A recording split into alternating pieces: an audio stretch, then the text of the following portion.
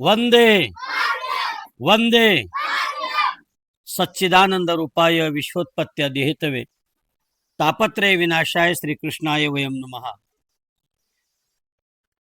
भारतीय स्वातंत्र्य दिनाचं औचित्य साधून आज आपण सगळेजण भारतीय स्वातंत्र्य दिनाचा उत्सव साजरा करण्यासाठी एकत्र आलेलो आहोत।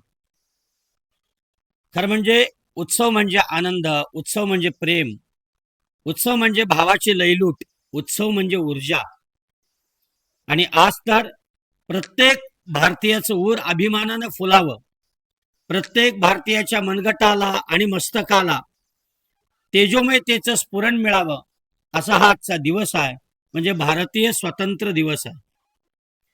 स्वातंत्र्य या शब्दाचा अर्थ आहे मुक्त होणे, गुलामगिरीतून मुक्त होणे, रूढी परंपरा कर्मकांड याच्यातून मुक्त होणे। त्यामुळे 1947 साली आपल्या भारताला जे स्वातंत्र्य मिळालं ते भौतिक स्वातंत्र्य होतं। त्यानंतर 1950 साली या भारत देशाला सामाजिक स्वातंत्र्य, नैतिक स्वातंत्र्य, विचार स्वातंत्र्य आणि भारत एक परिपूर्ण राष्ट्र बनण्याच्या दिशेनं, परिपूर्ण देश बनण्याच्या दिशेनं प्रयत्न करू लागला।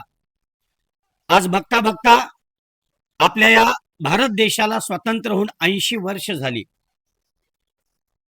14 ऑगस्टला पाकिस्तान स्वातंत्र्य झाला आणि 15 ऑगस्टला भारत स्वातंत्र्य झाला।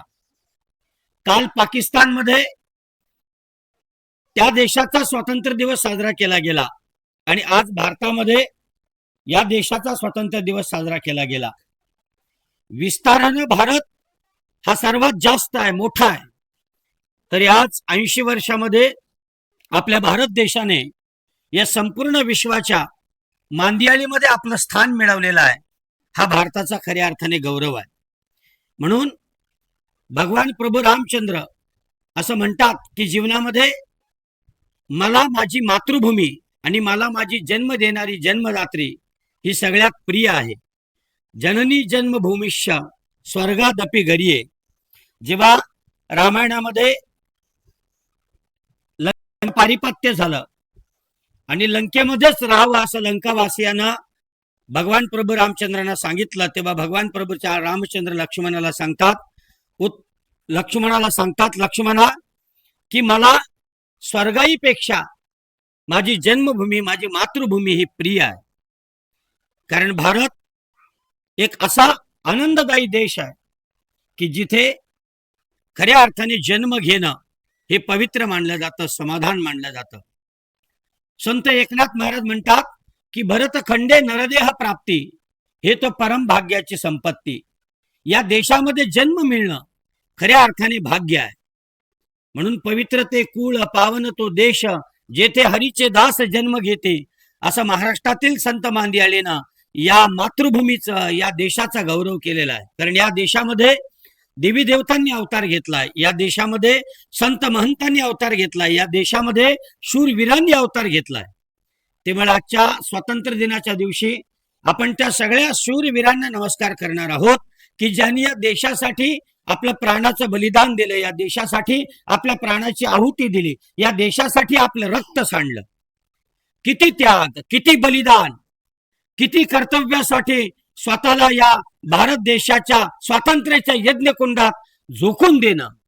कितीतरी बांगड्या फुटल्या असतील, कितीतरी कपाळाचं कुंकू पुसला असतील, कितीतरी मुलं अनाथ झाली असतील, कितीतरी स्त्रिया अबला झाल्या असतील, कितीतरी बाप हे पोरके झाले असतील, पण त्या लाखो लोकांनी आपल्या प्राणाचं बलिदान देऊन खऱ्या अर्थाने असं म्हणतात वतन से बडा कोई सनम नाही होता।